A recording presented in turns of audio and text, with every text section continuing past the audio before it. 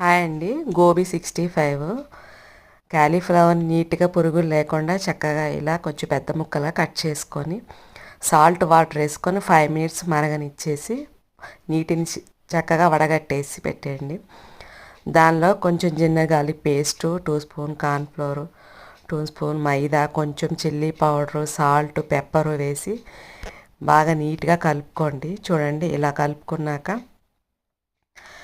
వేడి వేడి నూనెలో వేసి డీప్ ఫ్రై చేసుకోవడమే అండి. ఈ వానలకి అందరూ ఎలా ఉన్నారు? వేడివేడిగా ఇంట్లోనే చేసుకొని తినండి.